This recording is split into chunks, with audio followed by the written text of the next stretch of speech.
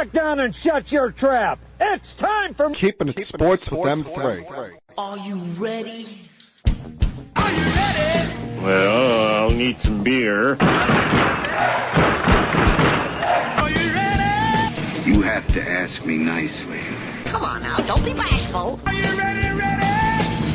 Are you ready for Place for the best sports talk and news surrounding each league. I can prove it with my usual flawless logic. Hey, man, this time I'm gonna do it my way.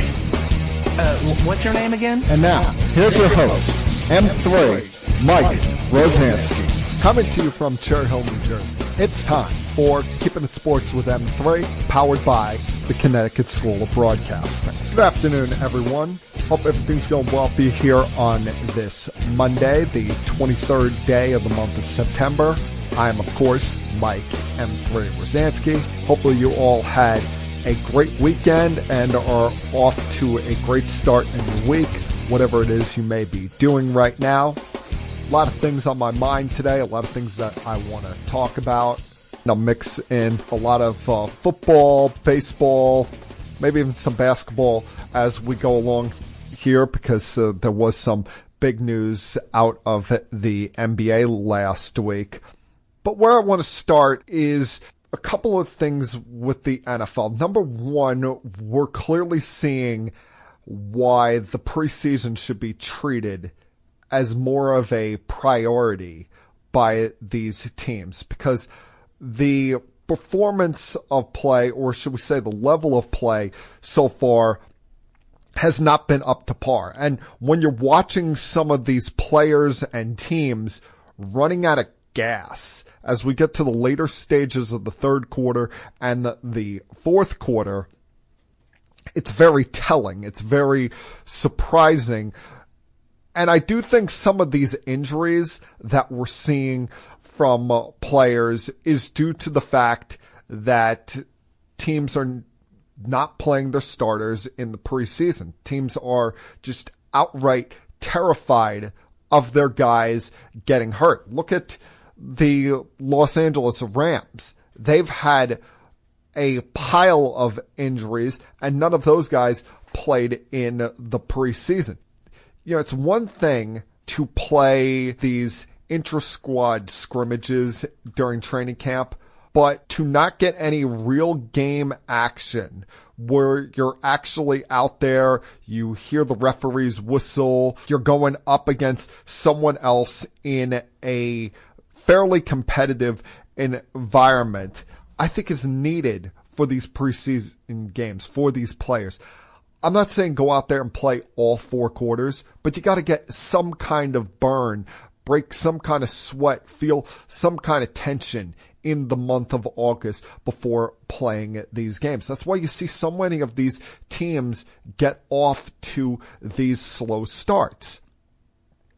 And teams getting off to slow starts allows teams that maybe we didn't think were going to be any good. Maybe we thought we're going to just be outright trash, or going to be kind of in that not really sure what to expect from them category, to stay alive and feel like they've got some kind of positive momentum early in the season. Take the Giants, for example.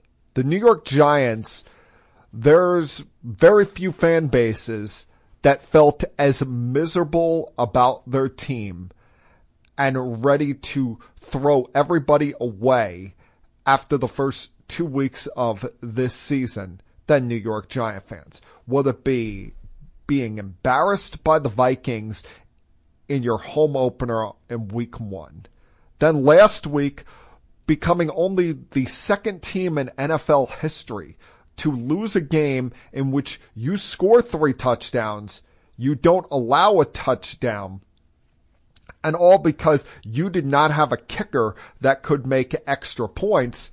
There was a lot of angst amongst Giant fans. There was a lot of annoyance amongst Giant fans. People calling for Brian Daboll's job. People saying that he's already on the hot seat. People questioning the coordinators on this team, especially with the defense getting the ball run down their throat last week by the Washington Commanders. But after yesterday, it seems like Giant fans have taken a sigh of relief somewhat, taken a little bit of a chill pill after a win against the Cleveland Browns that was not a masterpiece by any means.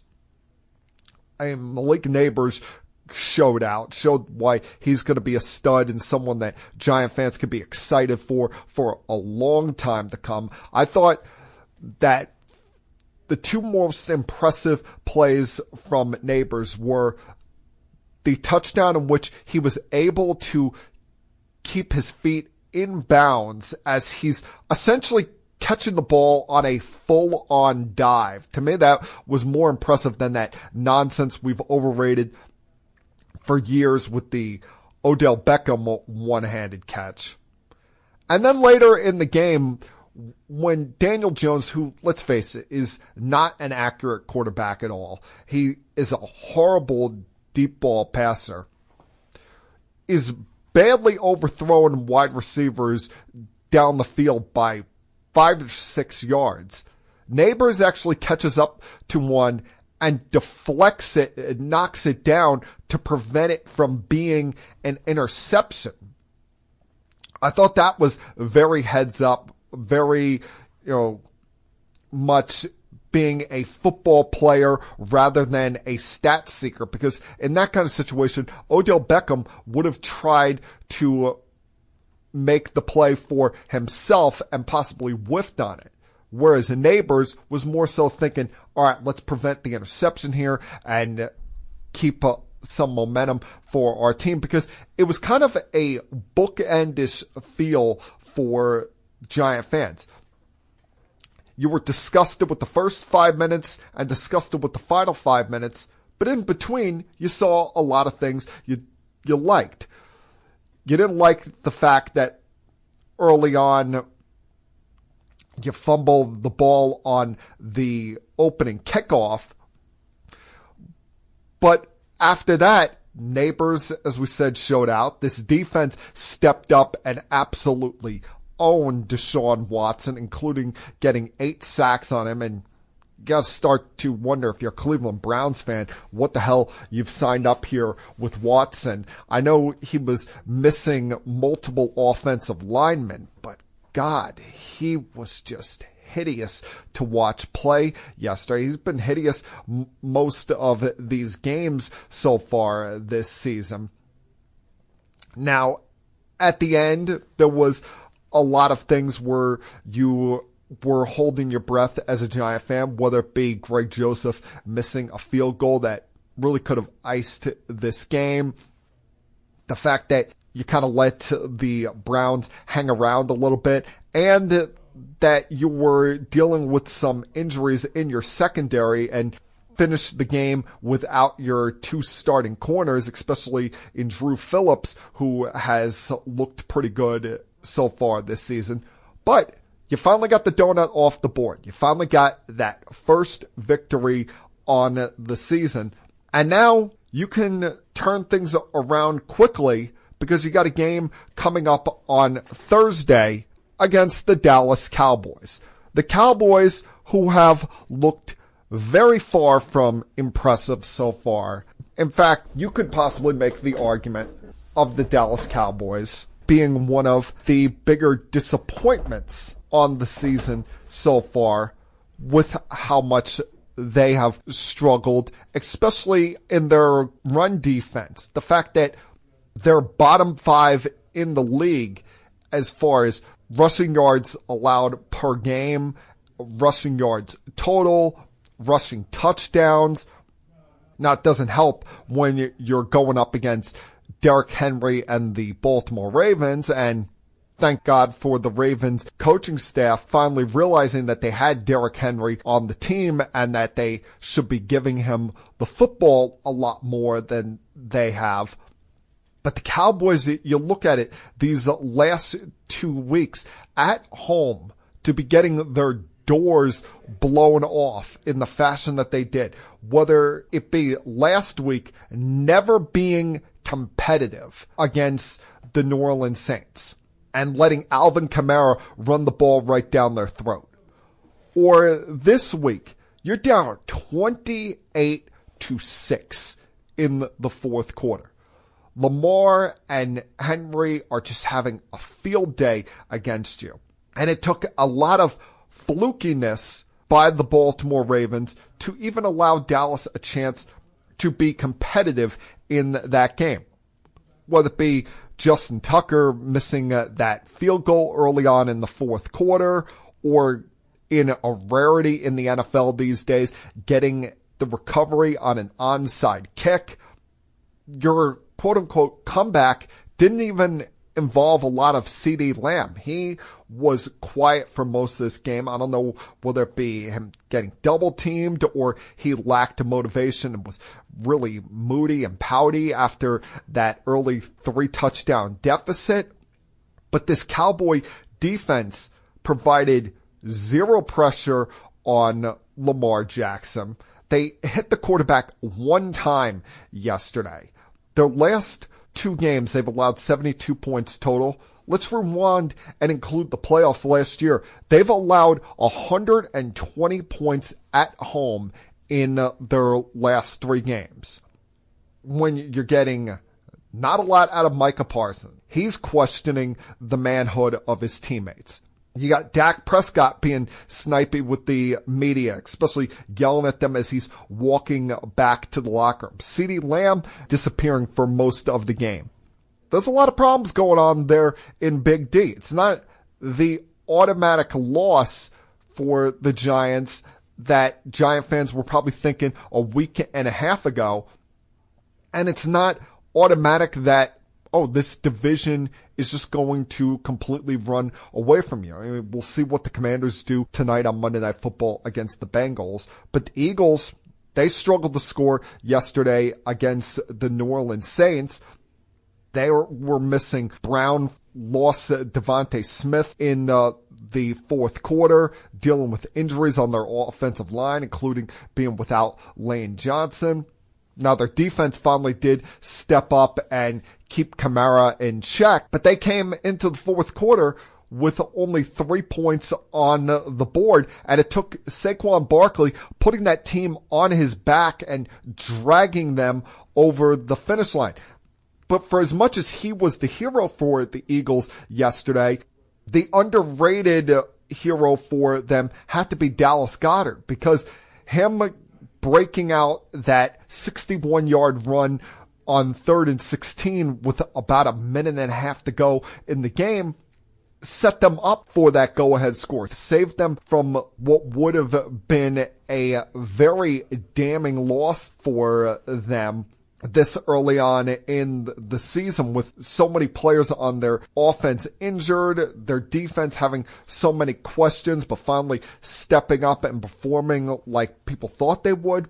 This division is not going to, at least right now, and things could change. It seems like things seem to change and always do change on a week-to-week basis in the NFL. But it's not like the Eagles and the Cowboys are absolute demons right now that are going to run away from the Giants. The Giants have their own issues to be concerned with. Injuries in their secondary, the youth of their safeties, Daniel Jones' lack of accuracy. But these teams not playing their players in the preseason and failing to get off to strong starts might allow the Giants to hang around, might allow them to have a better season than some Giant fans were expecting coming in. It's early, but there's no reason to truly panic, but there's also no reason to be fully patting yourself on the back for anything yet. Outside of Kansas City, who's off to a 3-0 start, I don't think we really know much about any of these teams so far in the 2024-2025 NFL season.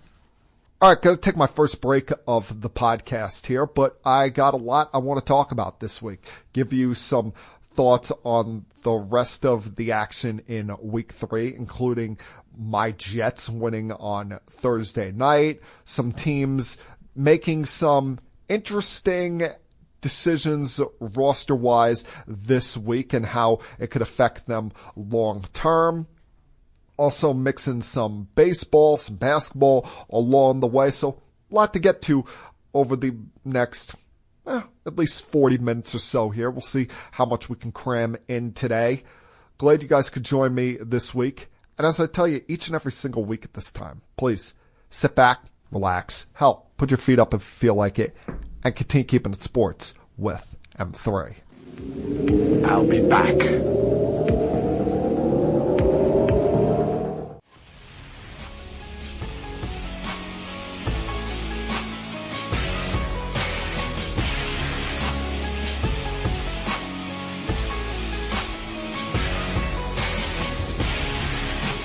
I'm sure this is something that you hear me say a lot, but as a society, we tend to be very reactionary, sometimes overreactionary to the furthest extreme. We'll call the first thing we see, oh, this must be the greatest thing ever. This is the best performance I've ever seen. Rather than let the moment breathe, let the moment have its own legs. And as time goes on, then we can possibly compare it to other things. Then we can possibly look back at it and say, that's amongst the greatest things I've ever seen. And I bring that up because we've had our most recent occasion or situation of that happening in the last week. And I'm not going to sit here and try to take away anything from this guy, because the season that Shohei Ohtani is having for the Los Angeles Dodgers is remarkable. It's unbelievable. Now, you do have to put it into context when you consider the fact that he is doing it as a DH, and he hasn't had to play defense this year. Remember, it's a rehab year for him. The muscles in his arm have healed. It's been all about rebuilding that arm strength so that he can once again pitch next year and continue on being MLB's unicorn. But because of not pitching, it has allowed him to take advantage of his speed, allowed him to use his legs more often, and allowed him to have as many stolen bases as he has had. And we've seen guys have remarkable stolen base seasons before. Like just last year, Ronald Acuna had 70 stolen bases. He had a 40-70 season. But Ohtani this year has had the first ever 50-50 season with 50-plus home runs and 55 total stolen bases.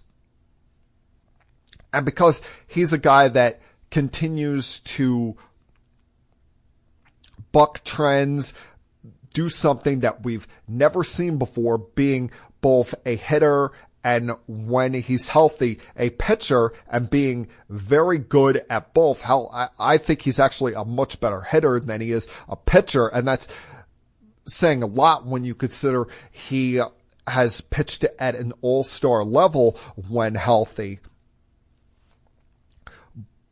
But to already see people calling him the greatest of all time, I think is going a bit too far over the edge. And also people calling his performance last Thursday against the Miami Marlins the greatest single game ever done is, to me, going way too far when you consider this was a regular season game. We've seen pitchers throw perfect games in the postseason. Hell, Don Larson threw one in the World Series. Roy Halladay threw a no-hitter in the postseason. We've seen guys have 3 home run games in the postseason. Remember Mr. October, Reggie Jackson? And you also have to take into context here that the final home run that Ohtani hit in this game against the Marlins was off a position player. Now, yes, all of the stats still count, but can we calm the hell down? Yes, it was a remarkable performance, and his season that he's having is absolute insanity.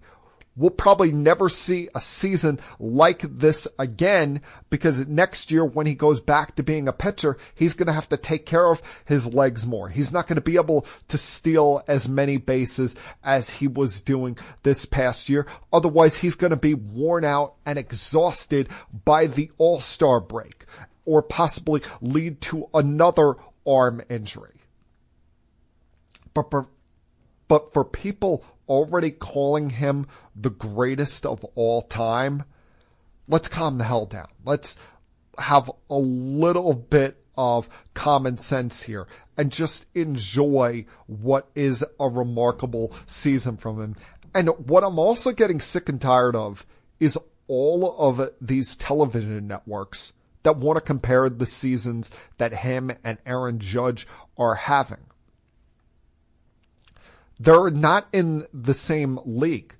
Judge is in the American League, Ohtani's in the National League. They're both going to run away with their respective MVP awards. And add on top of it, Aaron Judge is doing all of this while playing multiple positions in the outfield. And you look at the Yankees lineup. Yes, he has Juan Soto, but it's been a struggle for the Yankees to score runs at times this year, with the fact that Gleyber Torres did not wake up until the last, about month and a half of the season when they put him in the leadoff spot. They've gotten nothing out of Alex Verdugo for most of the season. Stanton missed time due to injury, as he always does. Meanwhile, the Dodgers lineup is much, much deeper with Betts and Freeman. And I know they each missed time respectively. But Ohtani has had a little bit of an easier time with it than Judge has, considering that he has been a DH and hasn't had to deal with the wear and tear of playing the field each and every single day. Now, speaking of Juan Soto, and I've tried to stay away from the talk as far as his impending free agency, but very weird for him to bring up his free agency last week when talking about another career milestone for him, when last Tuesday night he hit a home run in Seattle at T-Mobile Ballpark,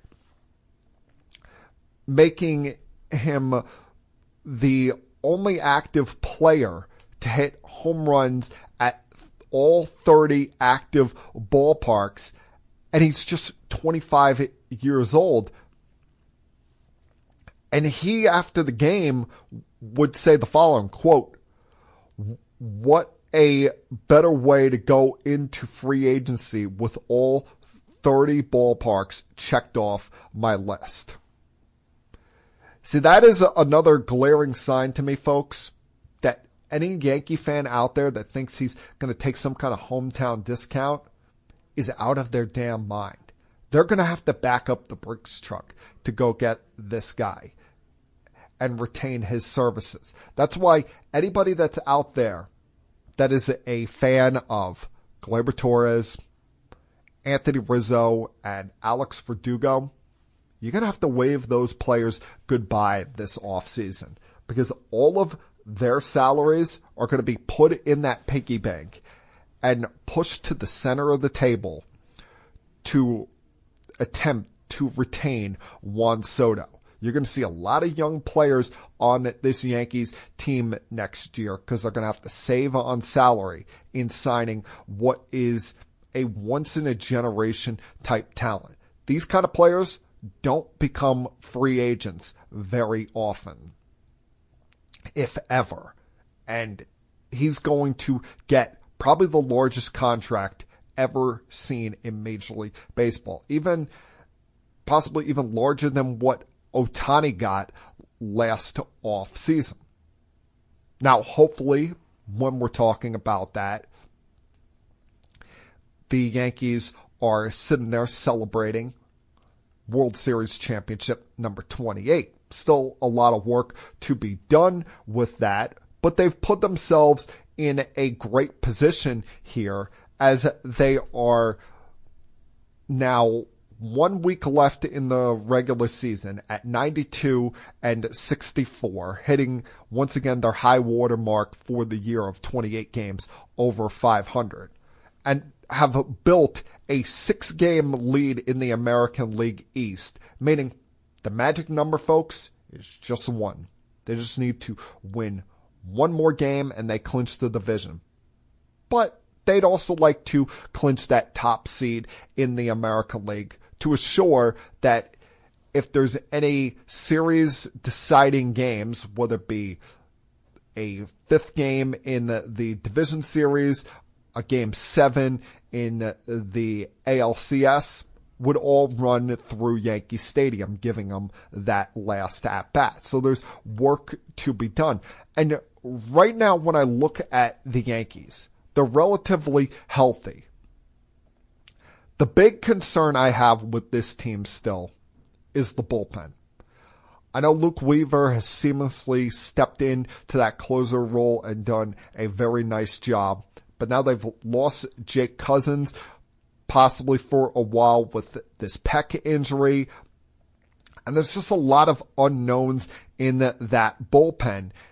And I continue to go back to the deadline on why they didn't try to do more when upgrading this bullpen, and why they would let go of a young reliever like Ron Marinaccio over the weekend just to re-add their 6th starter, Cody Petit, to the 40-man roster and keep him down in AAA.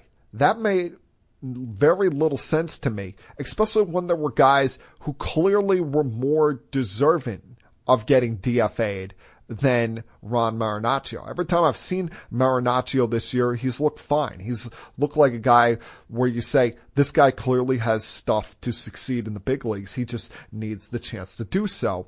But he gets cut in favor of the likes of Mark Leiter Jr., who's been a train wreck since the Yankees got him. His ERA has ballooned to near 5 in his time in New York. And then there's the Clay Holmes issue, where he's almost become unpitchable. I don't give a damn about soft contact or how his ERA is so far this year. People, 13 blown saves is 13 blown saves. I mean, if the Baltimore Orioles can DFA Craig Kimbrell last week, then how can't the Yankees do the same with Clay Holmes? They have no loyalty to the guy beyond this year. He's about to be a free agent. Hell, this entire bullpen is about to be a free agent. In my mind, if you're not getting the job done, you get the hell up out of here, and we'll see if there's someone else in the pipeline that can do that for you. And can't call on Scott Effenross from AAA, or you couldn't have used Marinaccio before you got rid of him. That was a very suspect decision by the Yankees, at least in my opinion. Now, I do have to give a lot of credit to the New York Mets. The New York Mets, who have been on an absolute tear for the last month. They've now won 19 of their last 24 games and are doing it at the right time, because we're getting down to the nitty-gritty here, folks. We got 1 week left, and they've put themselves in a very good spot to make the playoffs. They're 5 games behind the Phillies in the East. Don't think that they're going to be able to run them down, even though they won 3 out of 4 against them over the weekend. And that without Francisco Lindor in the lineup, as he's still trying to work his way back from that back issue he had last week. But you're starting to see Pete Alonso and Brandon Nimmo step up at just the right time. You would like it if you saw a little bit something out of JD Martinez. He's 0 for his last 32, but Nimmo and Alonso have stepped up. Alvarez has had a moment or two here or there. And you've gotten this young kid, Acuna, the brother of Ronald Acuna, Luis Angel Acuna, I believe his name is, to come in and do a nice job at shortstop while Lindor is out. You look at this, I said from the beginning of this month that the Mets were never going to absolutely be out of it, but they also weren't going to clinch anything before the very end. Looking at this right now, I think it's going to go down to the final day of the season. I mean, that's been the story of the Mets year, where just when you think it's over or just when you think it's going well, things seem to flip the switch and go the opposite direction of what you were looking at. But right now, we've got 4 teams fighting for 3 spots. And you look at it with these teams. The Mets may have arguably the most difficult road to travel here, because they're on the road for all of this for the rest of the week. You could argue it's difficult for the Padres as well, because they got 6 games on the road as well, going up against the Dodgers, and then the Padres, a series that could decide both teams' fate for the playoffs. But they've got a 3-game edge on both the Diamondbacks and the Mets. And by the time we get to that series, who knows? They could have a playoff spot locked up, or could be fighting for their lives, as the Diamondbacks are about to start a home series against the Giants, and the Giants have nothing to play for. The Braves, they've got this 3-game series against the Mets, and then they've got a 3-game series against the Royals, which has now suddenly become very interesting, as the Royals are in a dead heat tie with the surprising Detroit Tigers for the final 2 AL wildcard spots. And I never thought I'd say that. I mean, can you believe that the Detroit Tigers are sitting here in a playoff spot as we speak on September 23rd? Since the moment that Javier Baez went down on August 22nd, they've been arguably, them and the Mets, the hottest 2 teams in Major League Baseball. And look at the Mets in the last 100 games are something like 64-36 or 65-35, something along those lines. Those 2 teams have been remarkable. So the Braves are going to be in a dogfight just like the Mets are to the very end, as they've got 3 games in Atlanta, and then they go play the Brewers for 3, and the Brewers, like I said, still playing to try to avoid being in the wild card round, hoping to possibly pass up either the Dodgers or the Phillies. So there's so much to be decided remaining on the National League side of things. And for all we know, the playoff picture could look completely different by the time I come in to do the podcast this time next week. I'll be back.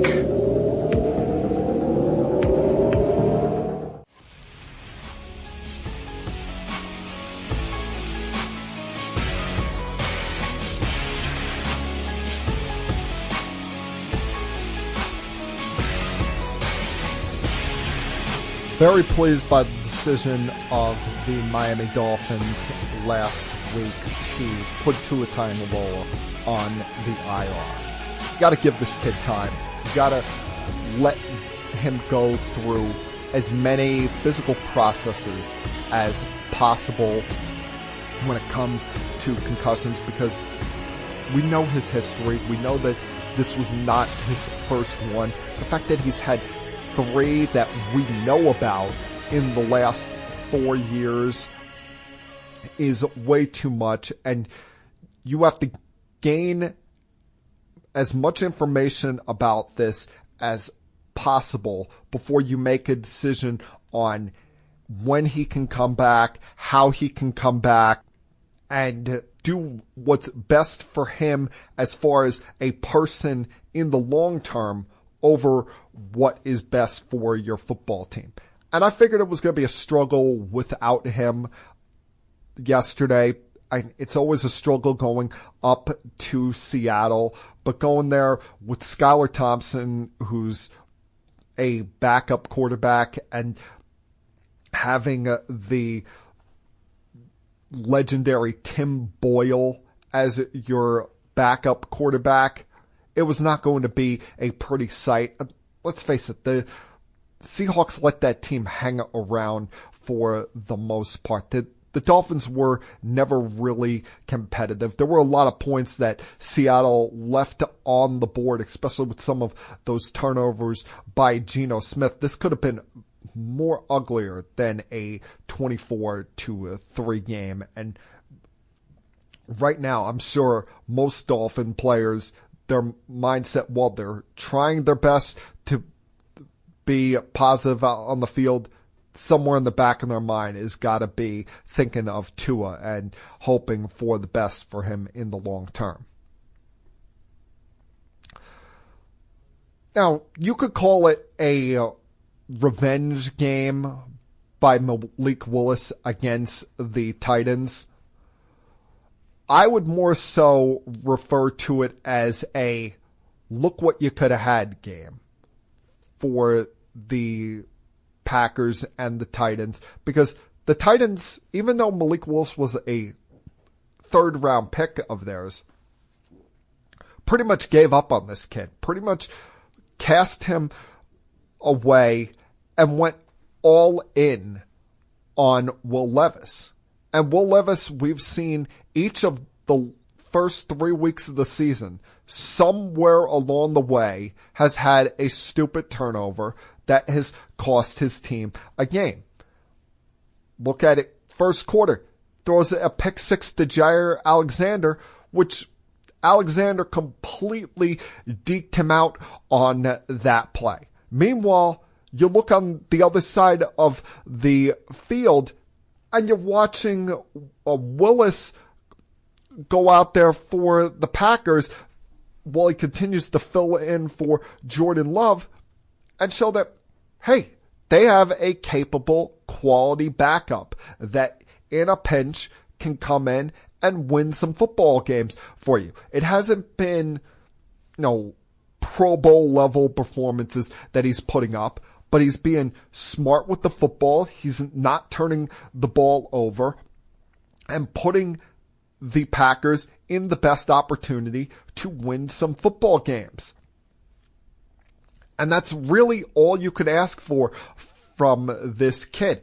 And he's provided them something for the short term and the long term. The short term is the luxury of having someone that wins football games for them as they wait for Jordan Love to come back. The long term is maybe someone else is watching and sees what they've developed there, sees that they've developed a capable, quality quarterback and gets a little bit interested at the end of this season, and you could possibly get a draft pick for him in a trade. That remains to be seen. But now you're going to be stepping up in competition with him this coming week as you're going up against the Minnesota Vikings, the Sam Darnold-led Minnesota Vikings, and I could not be happier for this kid. Honestly, he came into the league. He was still 20 years old. He was the youngest player in the league for an awful situation with the New York Jets. They had no weapons. They had no offensive line. And even for as confident a kid as he is, it scared the crap out of him. Remember the I'm seeing ghosts out there game? Because he had no protection on that offensive line and didn't have the kind of weapons to truly show off his talent, show off his abilities to prove that he can be a starting quarterback in this league. Well, so far, he has been put in a godsend of an opportunity these last 2 years, whether it be last year as the backup quarterback with the 49ers, getting to sit there and learn from Kyle Shanahan. And then this year, signing a 1-year deal with the Vikings and having an offensive mind like Kevin O'Connell groom him into being a successful QB for this team. And you look at it, what he's done these first couple of weeks, you realize that he has 6 red zone touchdowns and only 1 incompletion so far. That's unbelievable as far as red zone performance is concerned. Now, it does make life a whole lot easier when you have a stud like Justin Jefferson and a defense that is smacking teams in the mouth each week, even without Delaney Hunter, who ironically they traded to the Texans this past offseason. But it has been so far so good for the Sam Darnold-led Minnesota Vikings. 3-0 on the season, dealing with some tough competition these last 2 weeks, having to go up against the 49ers last week, and then a Texans team that, for as many offensive weapons as they have, and were a team that after week 1, I was starting to maybe get a little bit too overboard on, maybe be feeling a little bit too much and thinking that maybe they could be that team that upends the Kansas City Chiefs this year. They have struggled offensively these last 2 weeks, have had no answers for the Bears last week. We're lucky to get by. And then you look at it this week. C.J. Stroud throws an interception on the first drive of the game. They miss a field goal. They have 3 and outs. There were 2 for 7 on third downs in that first half, and 2 of their potential conversions were called back due to illegal formation penalties by Tunsil. They have not looked great so far this season offensively. Yeah, it doesn't help being without your top 2 running backs and having to go to Cam Akers, your third string running back. But that was a mauling by the Vikings over the Texans yesterday, continuing a strong start for them. And now we'll see what they do going up against the Packers in Green Bay this coming Sunday. I feel bad for Bryce Young. I feel bad for all the slings and arrows that he is dealing with right now. While you say, yeah, it's up to him to perform, it can't be easy being the first overall pick in a draft. And now, after a little over a year, people are comparing you to the likes of Jamarcus Russell and Ryan Leaf. The fact that this kid has 2 games into his second season in the NFL been benched by the new Carolina Panthers head coach Dave Canales, and they've gone to the veteran Andy Dalton. And credit Dalton for taking advantage of the opportunity presented in front of him. But you traded up so many draft picks. I know it was the previous head coaching regime that did so, but traded up so many draft picks to get this kid. And you've provided him very little talent around him so far these past 2 years.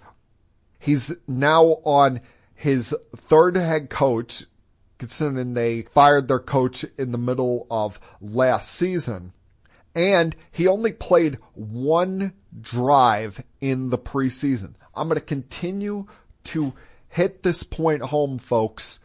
You got to let these players play in the preseason, especially the young players who are just coming into the league. They've got to be able to use that time and learn. You're only going to get so much out of these practices. And so far, the Carolina Panthers, even despite the fact that you got teams out there calling them, showing interest in possibly trading for Young, have failed this kid greatly.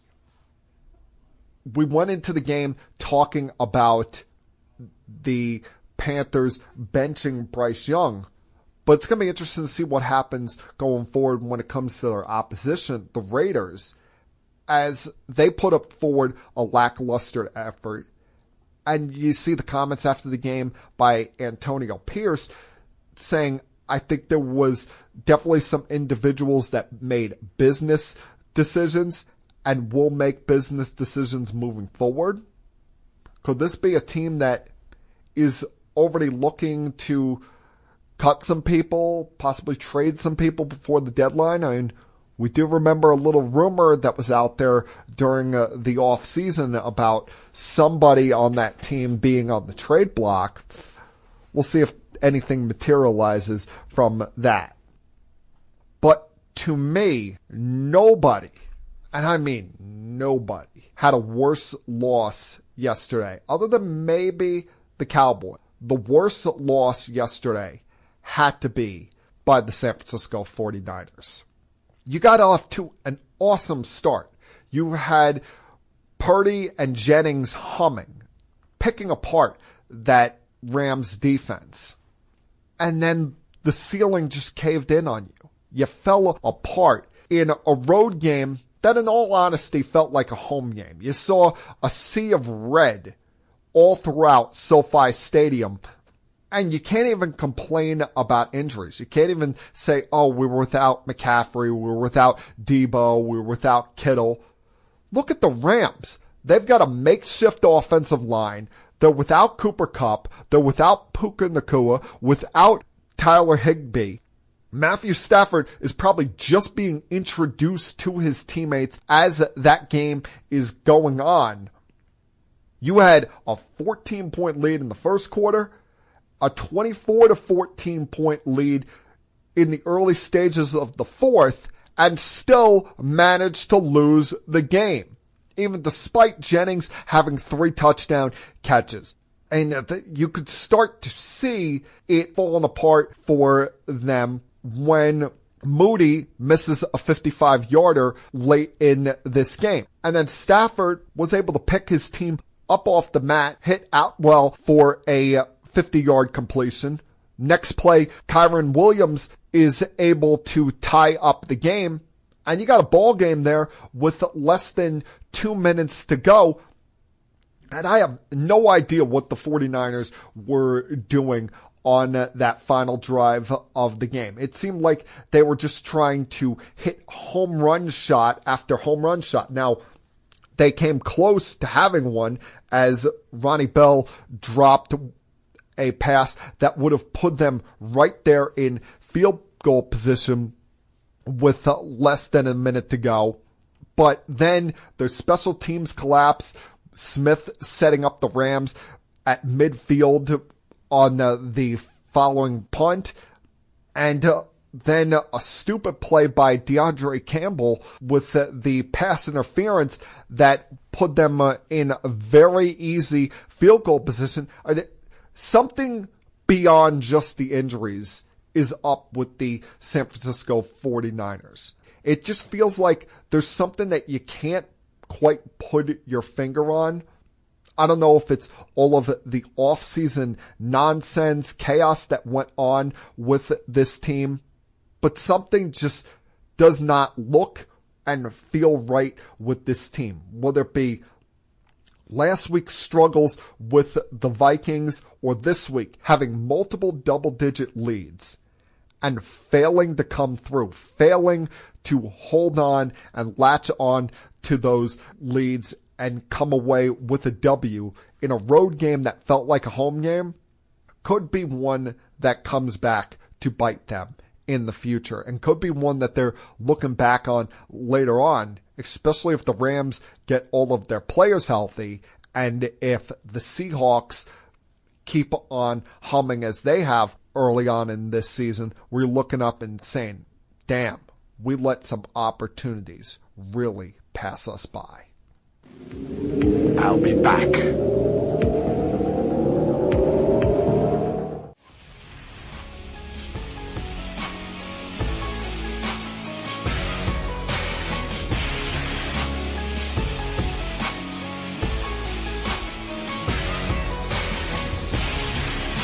This kind of caught me by a bit of surprise, kind of just out of nowhere, seemed like happened.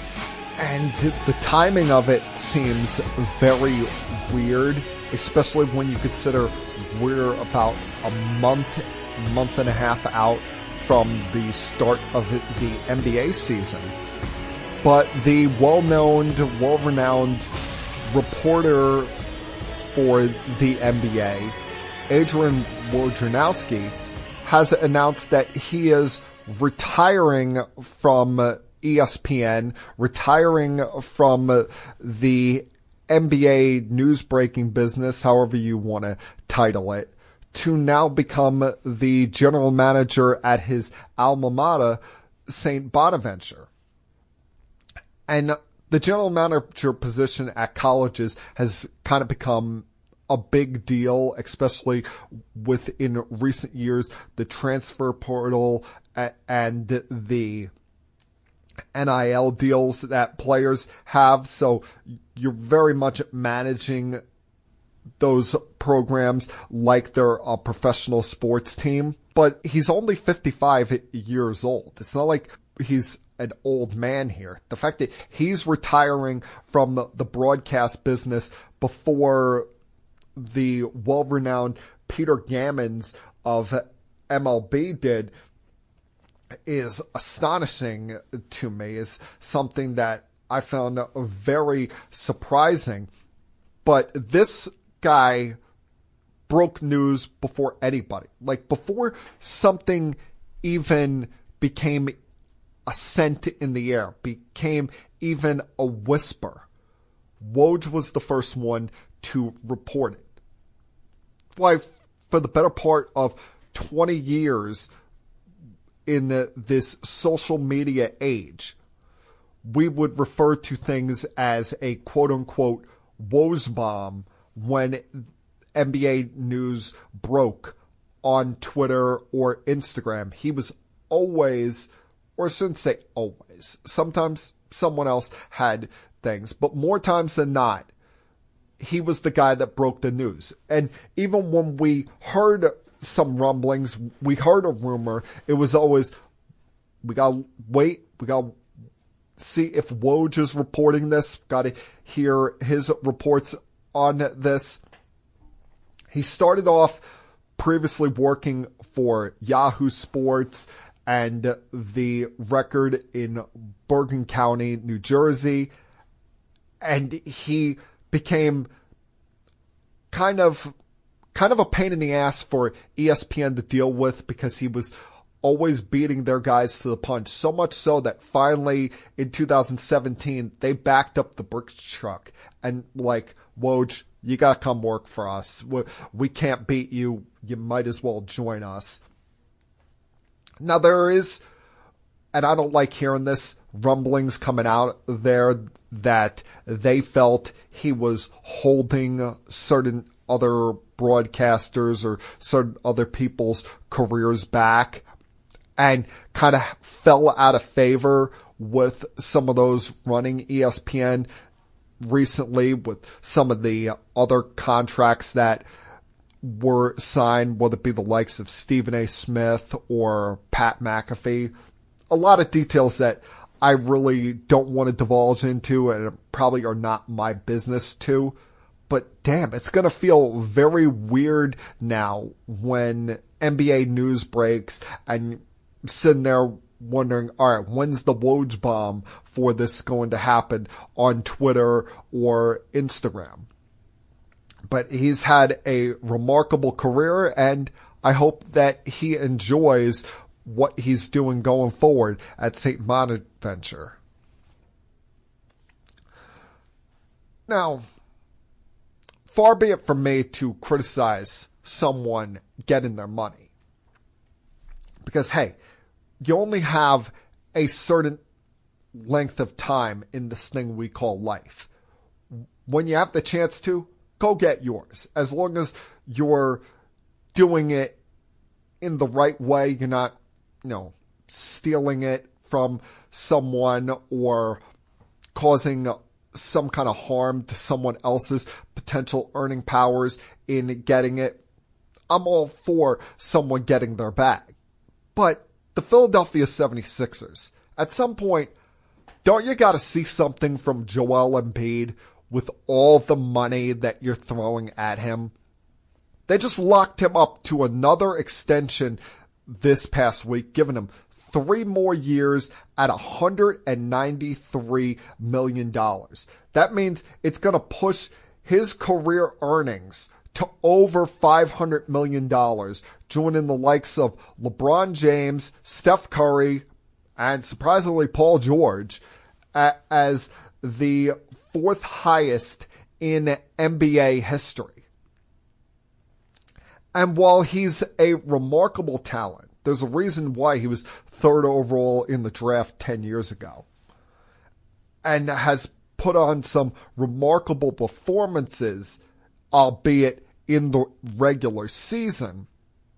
Don't you got to see something from him in the postseason? Yes, he has one league MVP to his credit. But I'm sorry, this guy has never gotten past the second round of the NBA playoffs. Let's go through this. 2018, they lost to Boston in the semifinals in 5 games. 2019, lost in 7 games to Toronto. Remember that crazy shot by Kawhi Leonard at the buzzer in Game 7? Lost that game 92-89. Not his fault, but still a second round loss. They got swept in the 2020 playoffs in the first round by the Celtics, but I've always put kind of an asterisk on that. I've never looked at anything in the 2020 bubble as real or serious, considering the players had about 3 or 4 months off before that playoff started, albeit a situation that we've never been in and hope to never be in again. But then 2021, you lose in 7 games in the second round to Atlanta and lost in Game 7 in your own building. 2022, you lose in the second round to the Miami Heat and he misses games 1 and 2. You lose the second round in 2023 in 7 games to the Boston Celtics and got absolutely annihilated in Game 7. Was never a competitive game at all. And then this year, you lose in 6 games in the first round to the Knicks, including a non-competitive first quarter in your own building. Yes, you could say he's had some injuries along the way, but durability is an ability. Availability or lack thereof is an ability. And this guy has not made himself available for the 76ers as much as you would like a superstar-like talent to be doing so. So I'm sorry if I'm raising an eyebrow to this contract extension and having some serious questions about this, because the 76ers, they need to start getting some bang for their buck from Mr. Joel Embiid. Now let's get to what we really should be talking about. And that, of course, ladies and gentlemen, is my New York Jets. Yes, I saved the best for last, as my Jets went out there on Thursday night and absolutely smoked the New England Patriots. And for all of those fools at ESPN or the NFL Network that thought that that was going to be in any way a competitive game, how you like me now? Because come on. I know the Patriots had a nice victory in week 1 against the Cincinnati Bengals, but that's still a very young defense. You still have a quarterback in Jacoby Brissett who has been Mr. Career Backup for a reason, has jumped around team to team as that journeyman guy behind the starter. And on the other side was the one, the only, Aaron frickin' Rodgers. I mean, I'm pinching myself here, folks. I can't believe the quarterback play that I watched on Thursday night. I can't remember the last time I got to sit there as a Jet fan and just feel completely comfortable while watching my quarterback play football. Yeah, there were some nice seasons mixed in along the way from the likes of Chad Pennington, Mark Sanchez. Hell, even Ryan Fitzpatrick gave them a good season about a decade ago. But nothing ever on this level. Are you kidding me? Aaron Rodgers has risen the level of play for this team. He has risen the level of possible expectations for this team. With him healthy, behind a quality offensive line that did get nicked up a little bit on Thursday, with Morgan Moses now going to miss somewhere between 2 to 4 weeks due to an MCL sprain. But you look at the weapons that he has around him. He made a beautiful pass on that one touchdown to Garrett Wilson that I'm not sure that there are any other quarterbacks other than maybe Patrick Mahomes in this league that are A, going to even try that pass, or B, going to make that pass. The ground game continued to be phenomenal. And this defense, even with some of the injuries that they were dealing with, without team captain CJ Mosley, losing Jermaine Johnson for the season, continued to be on beast mode against that Patriots offensive line. They made life hellacious for them all game long. As a Jet fan, while you don't want to get too excited, you don't want to be too over the top with expectations, I think as Jet fans, we're still in the mode where we have to take things on a week in, week out basis, especially when you consider it's been a long, and I mean long damn time since they've been in any type of playoff conversation and still have a lot of work ahead of them to do so. You can be happy. You could celebrate that victory. You can be in a mindset where you don't have to sit there and always dread Sunday or Thursday night or Monday night, whenever the games are being played, realizing that you have a legendary quarterback now playing the position for you. A guy that, yes, he's high maintenance, yes, comes with a lot of off the field baggage, and yes, he's essentially running the show here. And I'm not making too big a deal of that exchange between him and Robert Saleh. They both seemed to say the right things afterwards and kind of laughed it off. But what a different world it is as a Jet fan. The fact that we get to watch Aaron frickin' Rodgers play the quarterback position. And you only pray, like I do each and every single night, that this offensive line holds up. Because if this offensive line holds up and keeps protecting that man in the fashion that they have these last 2 games, things could get really fun around here. Things could get really special because he's got good weapons here. He looks like a guy that is fully healthy, even at 40 years old, fully healthy after last year's depressing Achilles injury. And he's motivated to prove all of his detractors and all of his doubters wrong, that he can come back from that injury, be as great as he once was, and lead the Jets to hopefully very special things this year. And I pray as a Jet fan that this is finally the year all of our dreams get realized. And that, my friends, was Keeping It Sports with M3 for Monday, September 23rd, 2024. everyone, please have a great night. Have a fun, safe, happy, healthy week. You got one life, people, so you might as well try to live it up. And I'll talk to you guys again, same time, next week. Until then, peace. We have to go. Good night, everybody. I have had enough of you! Thank you for all the fun. Thank you. Hey, shut up, will ya? I don't want to see you. I don't want to hear you. I don't want to smell you. Now leave. I'll be back.